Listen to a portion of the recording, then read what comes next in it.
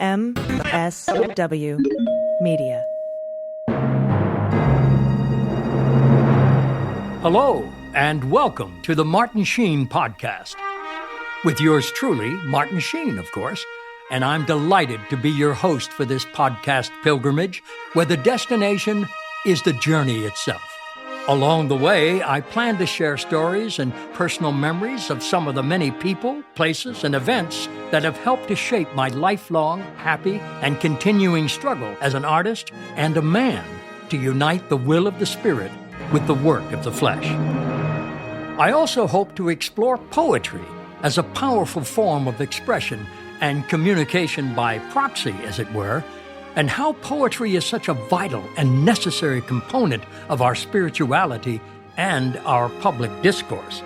And from time to time, I'll invite friends, fellow actors, poets, scholars, and family members to join our pilgrimage and discuss what inspires their artistic journey. And so, friends, let us begin.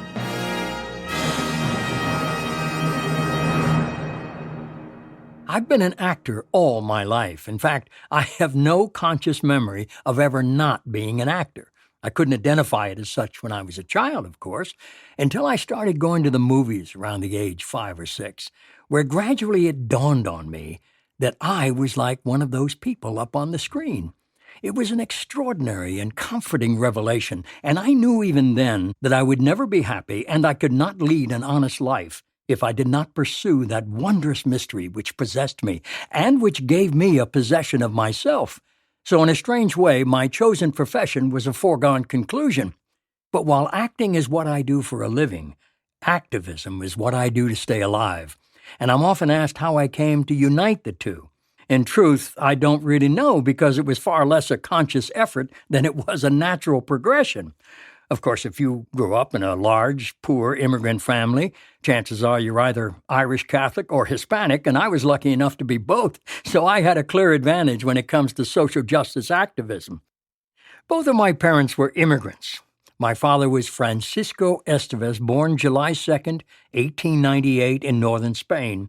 My mother was Mary Ann Phelan, born May 22nd, 1903 in County Tipperary, Ireland. They met in Dayton, Ohio at Citizenship School, where they fell in love and married at St. Joseph's Church in 1927. They raised a family in America, a nation newly defined by a poem, no less, from a brilliant young woman named Emma Lazarus, who dared to declare in no uncertain terms what image America should, nay, must project. Written in 1883, the poem was called The New Colossus, and it was not a shy suggestion or a mere possibility. There was no national debate or any consensus. There was no alternative offered nor any explored, and there was no government consideration on the matter at all. In fact, there was no serious objection from any corner whatsoever, and it has never been bested before or since. No, nothing, not a word, and for good reason. The poem reveals a powerful, young, and complex country beginning to fully realize its true self, its national pride and responsibility, its humble start, its self-confidence and deep compassion, even its unbearable tolerance. With all of that and more, in 1903, the poem was tattooed on the leg of the lady dancing in the harbor with one hand waving free, and it reads, "Not like the brazen giant of Greek fame, with conquering limbs astride from land to land. Here at our sea-washed sunset gates stands a mighty woman with a torch, whose flame is the imprisoned lightning, and her name is Mother of Exiles. Her mild eyes command the air-bridged harbor that twin cities frame, and from her beacon hand glows a worldwide welcome. Keep, O ancient lands, your storied pomp, cries she with silent lips. Give me your tired, your poor, your huddled masses yearning to breathe free, the wretched refuge of your teeming shore. Send these, the homeless, tempest-tossed, to me. I lift my lamp beside the golden door." Emma Lazarus was born in New York City on July 22, 1849, into a large Sephardic Jewish family. She was a brilliant scholar who wrote prose as well as poetry. She spoke 4 languages, including German, French, Italian, besides English. She was revered as a tireless and courageous advocate on behalf of indigent Jewish immigrants, especially those victimized by the Russian pogroms in Eastern Europe. She died on November 19, 1887, in New York City. Emma Lazarus was 38 years old. Consider this thought on the matter. America is the oldest country in the world because it was the first to enter the 20th century, and the foundation of America's incredible success was built and maintained in large measure by the millions and millions of immigrants who poured in from every corner of the world when America opened its doors wider and kept them open longer than any other nation on earth. 21st century immigration is a deeply complex issue worthy of an honest, informed, and compassionate debate, not biased rhetoric and reckless blame. And my prayer is that the moral compass of that debate is governed by the command of the prophet Isaiah, to welcome and protect the alien among us, ever mindful that we too were once strangers in a strange land.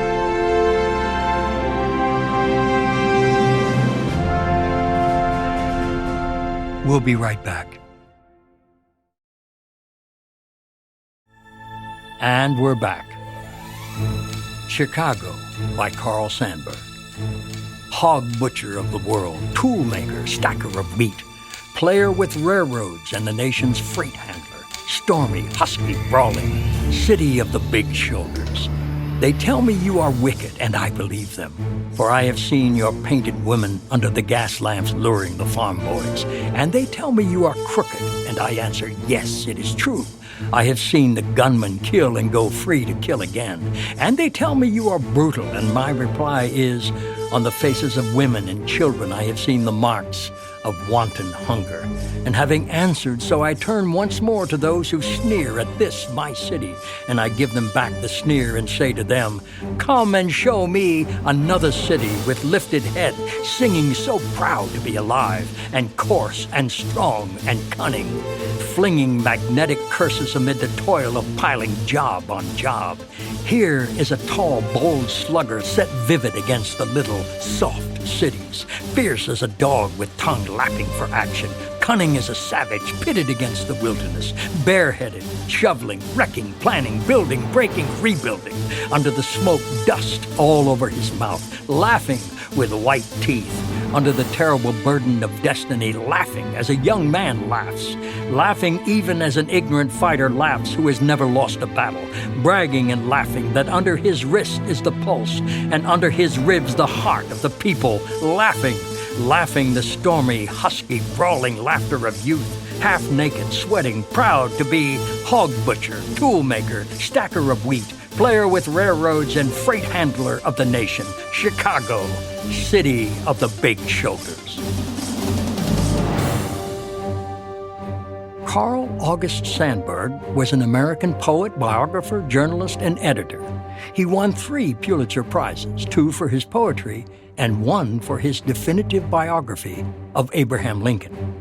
Sandburg was born in Galesburg, Illinois, on January 6, 1878. He died July 22, 1967. Carl Sandburg was 89 years old. Our next selection is Baseball by John Updike. It looks easy from a distance, easy and lazy even, until you stand up at the plate and see the fastball sailing inside an inch from your chin, or circle in the outfield straining to get a bead on a small black dot a city block or more high, a dark star that could fall on your head like a leaden meteor. The grass, the dirt, the deadly hops between your feet, an overeager glove. Football can be learned and basketball finessed, but there is no hiding from baseball. The fact that some are chosen and some are not, those whose mitts feel too left-handed, who are scared at third base of the pulled line drive, and at first base are scared of the shortstop's wild throw that stretches you out like a gutted deer.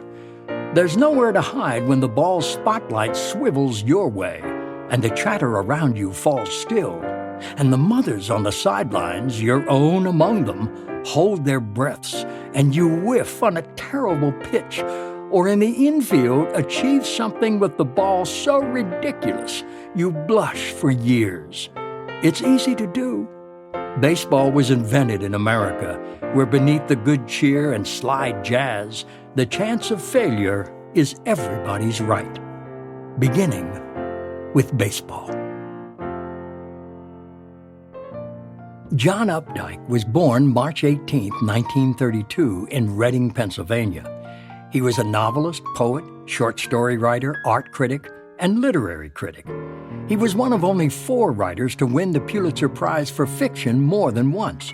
He published more than 20 novels and more than a dozen short story collections, as well as children's books during his career. John Updike died January 27, 2009, in Danvers, Massachusetts. He was 76 years old.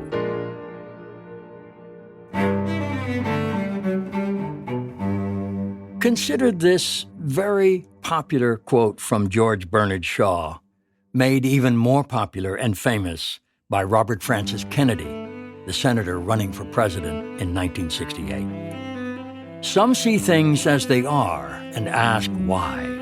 I dream things that never were and say, why not?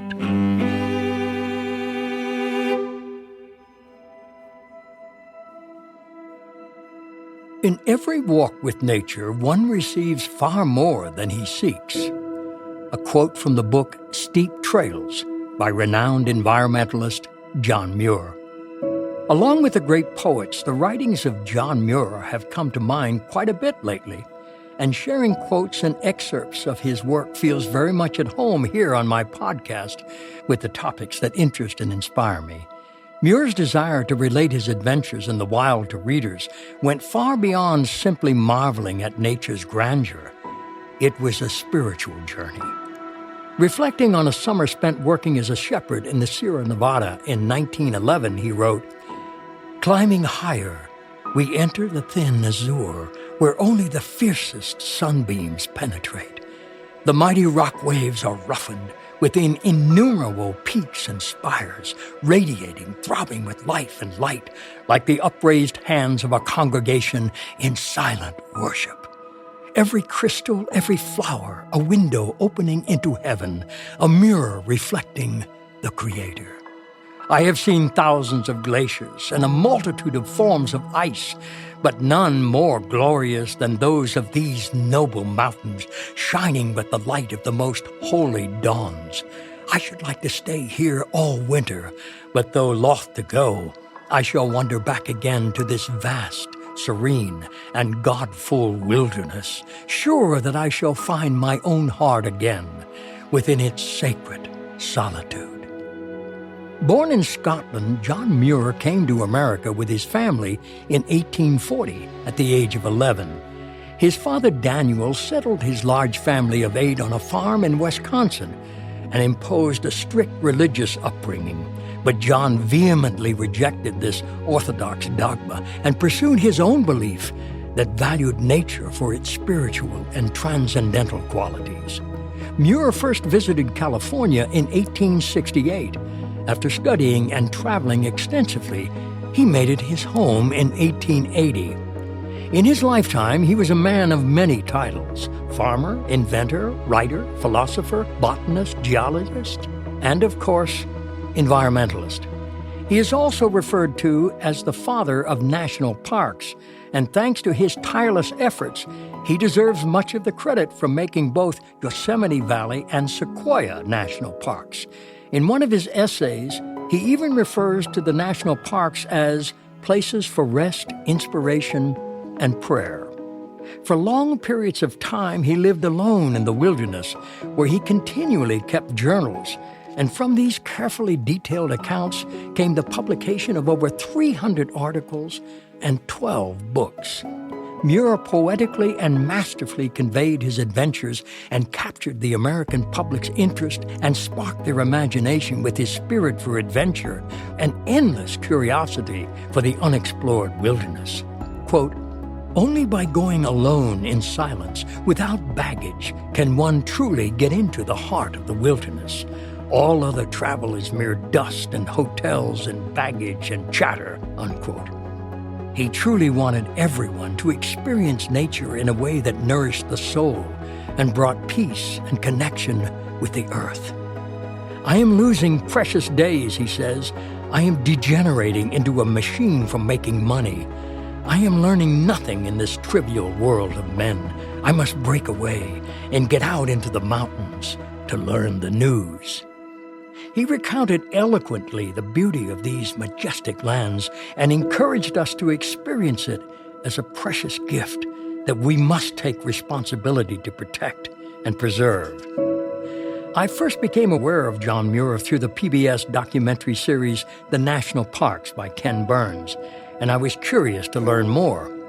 In his book, The Mountains of California, he wrote, "No wonder the hills and the groves were God's first temples, and the more they are cut down and hewn into cathedrals and churches, the farther off and dimmer seems the Lord himself." John Muir composed those words over 100 years ago. Clearly he feared that without these sacred places of untouched wilderness, we were in jeopardy of losing the path that grounds us to our very soul. Born in Dunbar, Scotland on April 21, 1838, John Muir died December 24, 1914, in Los Angeles, California. He was 76 years old. Stay tuned. We'll be right back.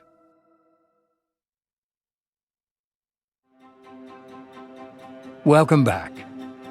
The following is a selection from the book Blessed Among Us by Robert Ellsberg.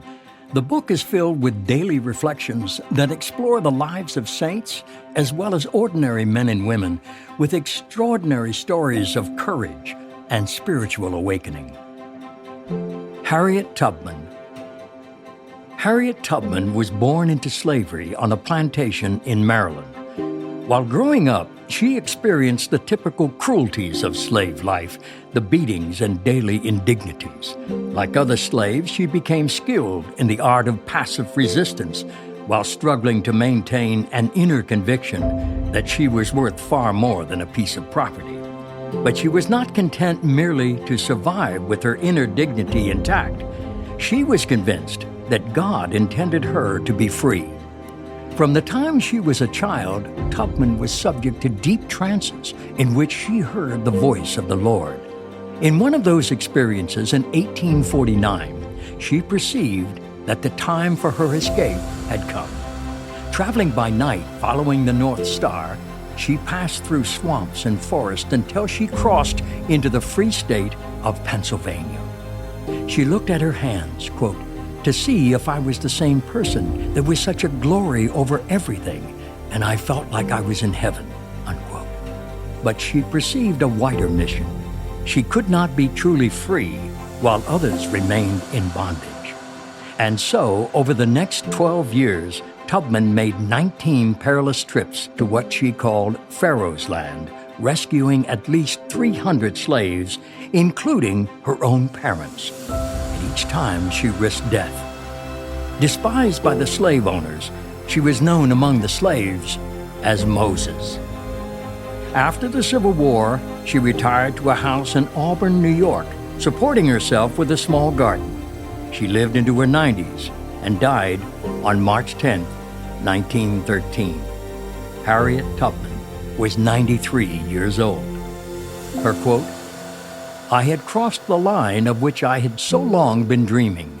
I was free, but there was no one to welcome me to the land of freedom. I was a stranger in a strange land." Robert Ellsberg is an American publisher specializing in religious and spiritual exploration. He is editor-in-chief and publisher of Orbis Books. He lives and works in upstate New York with his wife. Our final selection is an American Indian prayer. O Great Spirit, whose voice I hear in the winds, and whose breath gives life to all the world, Hear me. I am small and weak. I need your strength and wisdom. Let me walk in beauty and make my eyes ever behold the red and purple sunset. Make my hands respect the things you have made, and my ears sharp to hear your voice. Make me wise, so that I may understand the things you have taught my people. Let me learn the lessons you have hidden in every rock and leaf. I seek strength, not to be greater than my brother, but to fight my greatest enemy, myself. Make me always ready to come to you with clean hands and straight eyes. So when life fades as the fading sunset, my spirit may come to you without shame.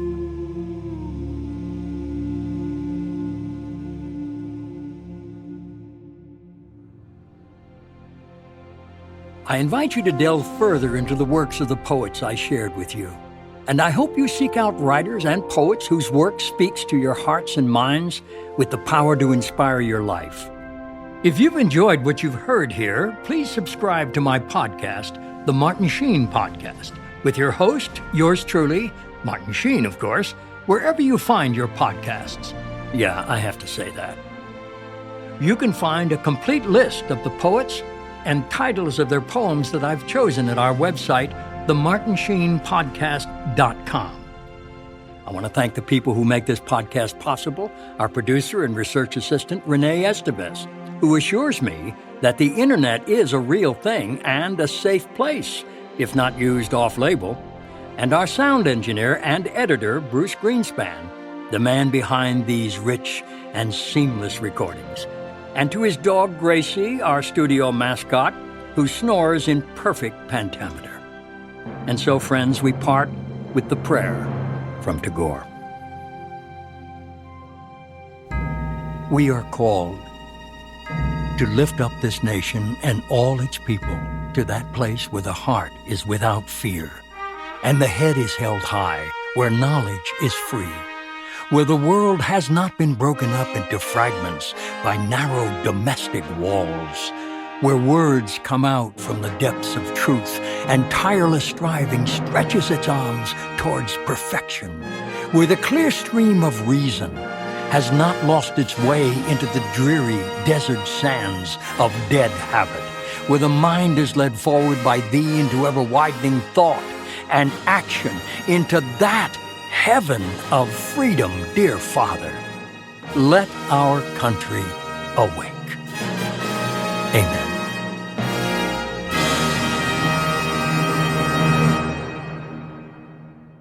The Martin Sheen Podcast, all rights reserved. No part of this podcast may be reproduced, distributed, or transmitted in any form without prior written consent of the author and TE Productions.